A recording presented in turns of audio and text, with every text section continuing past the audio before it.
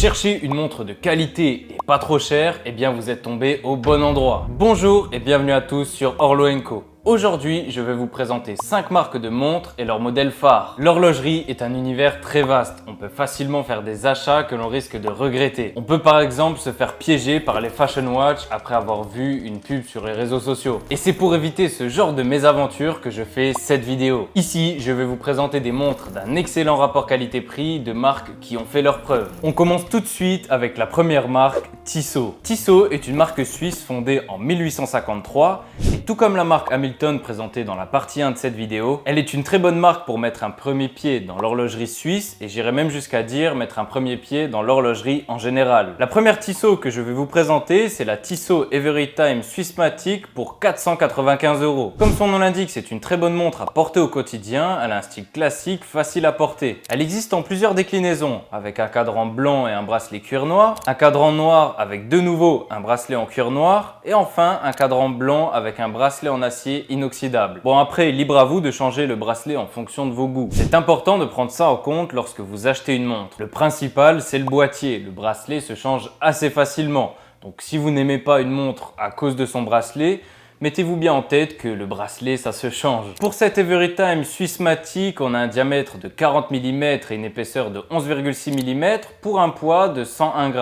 Donc assez léger, ce qui est assez important à mes yeux, surtout pour votre première montre. Vous n'êtes pas forcément habitué à avoir quelque chose au poignet, donc si vous partez sur un modèle assez lourd, il risquera de vite vous déranger. Un autre détail que je trouve pas mal, c'est son fond de boîte transparent qui vous permettra d'observer le mouvement qui est un ETA C15.111, qui au passage est un mouvement dérivé du célèbre calibre de chez Swatch, le Système 51. C'est un mouvement très spécial sur lequel je vais revenir un petit peu plus tard dans cette vidéo. Ce mouvement délivre 72 heures de réserve de marge. Et enfin, on a une étanchéité jusqu'à 30 mètres. On passe maintenant à la deuxième montre de chez Tissot avec évidemment la Tissot PRX. Ici, on a une version à quartz à 395 € et une version automatique avec le mouvement Powermatic 80 pour 745 €. Cette montre est bien connue des passionnés d'horlogerie, c'est une réédition d'une montre des années 70 et je pense que c'est l'une des montres qui a eu le plus grand succès de ces dernières années. On a une tonne de déclinaisons possibles, plein de couleurs de cadrans disponibles, un modèle en acier, un modèle en doré. On en a même pour toutes les tailles de poignet avec soit du 35 mm, soit du 40 mm.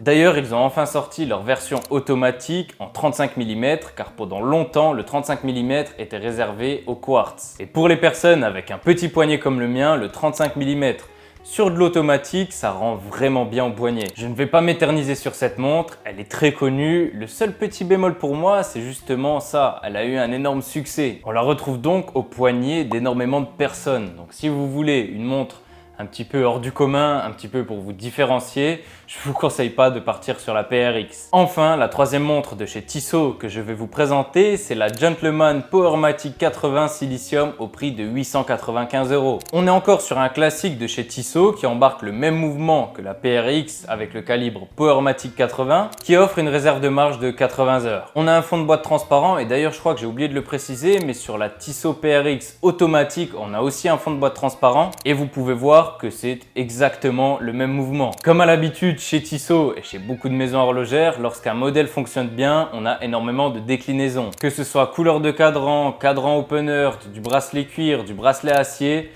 enfin bref, il y en a pour tous les goûts. On a un diamètre de 40 mm, on a une épaisseur de 11,5 mm, une glace en saphir inrayable et une étanchéité jusqu'à 100 mètres. On passe maintenant à la deuxième marque de montre abordable avec les G-Shock de chez Casio. Et oui, G-Shock font de très bonnes montres. Bon, on est d'accord, le design ne va pas forcément plaire à tout le monde. On est assez loin de la montre classique, mais ce sont des montres qu'on peut porter tous les jours sans avoir peur de les abîmer. Le premier modèle, c'est la G-Shock DW 5600-1V au prix de 99,90 €. On est sur un boîtier en résine pour un poids de 53 g, donc très léger et résistant. Cette montre embarque différentes fonctions comme un chronomètre, un timer, une alarme, un écran rétroéclairé, un calendrier et enfin elle est étanche jusqu'à 200 mètres. On passe maintenant au deuxième modèle de chez G-Shock avec la G-Shock GA 2100, surnommée la Casio due à sa ressemblance avec une Royal Oak de par la forme du boîtier. Ici on est aux alentours des 100 € avec une tonne de déclinaisons. Là on n'a clairement aucune limite en termes de couleurs, du noir, du rouge, du transparent et j'en passe.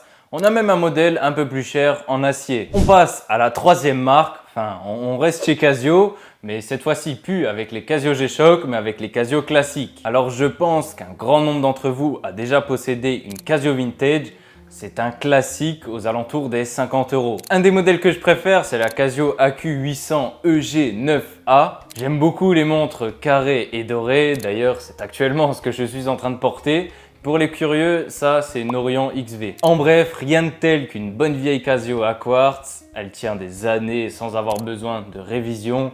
Juste changer la pile de temps en temps lorsqu'elle est morte. On n'a pas peur de l'abîmer, on n'a pas peur de la perdre, on a encore moins peur de se la faire arracher. Je pense que c'est une bonne montre à avoir dans sa collection. Un autre modèle de chez Casio qui a fait pas mal de bruit ces derniers temps, c'est la Casio MTP au prix de 54,90 €. Là, on a encore le choix au niveau des couleurs de cadran avec du bleu Tiffany, du vert, du blanc, du bleu, etc.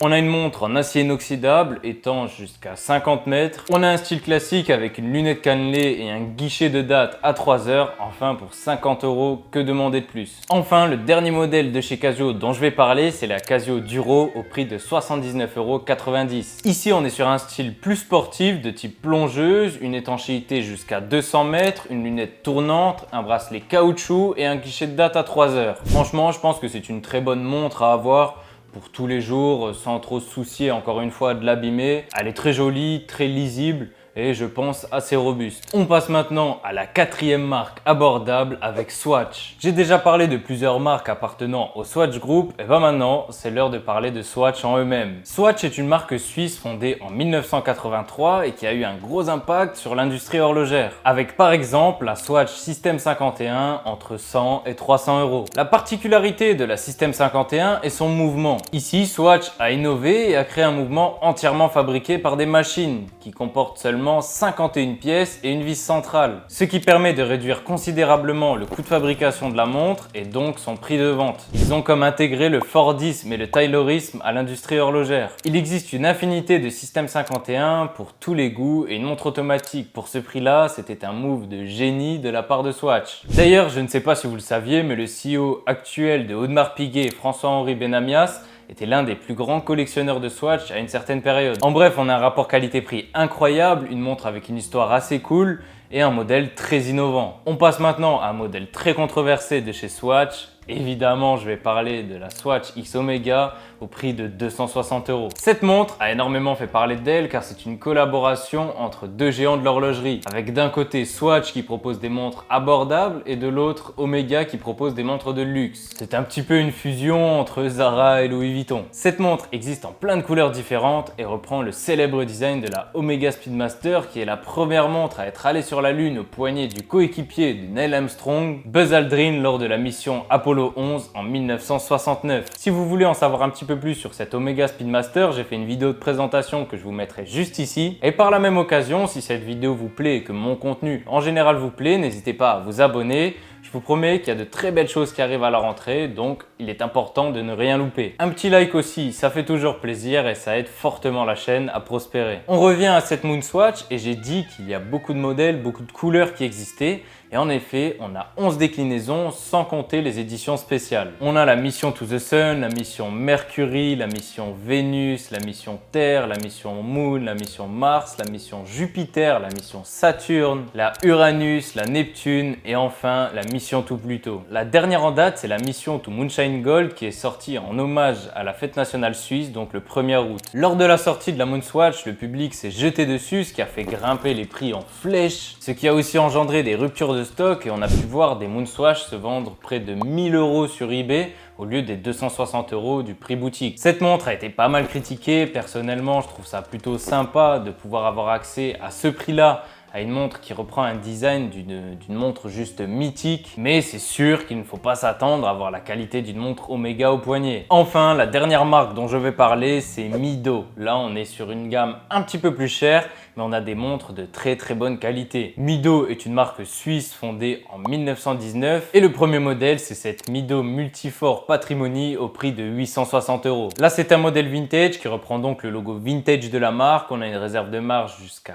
80 heures, une une glace saphir et une étanchéité jusqu'à 50 mètres. On a 40 mm de diamètre et 12,2 mm d'épaisseur. C'est une montre très légère puisqu'elle pèse seulement 63 grammes. C'est quasiment aussi léger qu'une G-Shock. J'aime beaucoup le style vraiment vintage de ce modèle et ma préférée est évidemment celle avec le cadran bleu. Le deuxième modèle que je vais vous présenter, c'est cette Mido Ocean Star 200C au prix de 1130 €. Ici, on retrouve le même mouvement que dans la Multifor Patrimony avec le calibre 80. On a une étanchéité jusqu'à 200 mètres, une lunette tournante céramique, un diamètre de 42,5 mm et une épaisseur de 12,3 mm. On a différents coloris disponibles avec du bleu, du vert, du noir et du gris. Et il existe aussi une déclinaison avec un bracelet caoutchouc que je trouve vraiment pas mal. Et enfin, on a la présence d'un guichet jour date à 3 heures. Bon allez, je vais vous présenter une dernière marque avec un modèle que j'aime beaucoup, avec la Clubmaster de chez Bridgestone. Ici, on est aux alentours des 300 € avec un très grand nombre de choix, que ce soit de couleurs de bracelets, de cadrans ou encore des métaux avec du gris, du doré ou du rosé. On est sur un boîtier en acétate, très léger et très résistant. Je trouve que ça lui donne un look vintage très sympa. Là, on est sur une montre très originale que j'étais obligé de vous présenter. On a d'ailleurs fait du bracelet acier, du bracelet cuir, du bracelet caoutchouc et il manquait le bracelet natto et c'est fait. Et voilà pour 5 marques de montres abordables et leur modèle phare. J'espère que cette vidéo vous a plu, que je vous ai fait découvrir des choses. Si c'est le cas, n'hésitez pas à la liker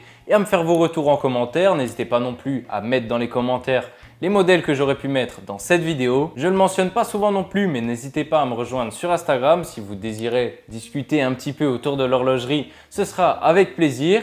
Moi, je vous dis à dimanche prochain, 18h30 pour une nouvelle vidéo sur l'horlogerie. Mais en attendant, n'oubliez pas, prenez soin de vos montres.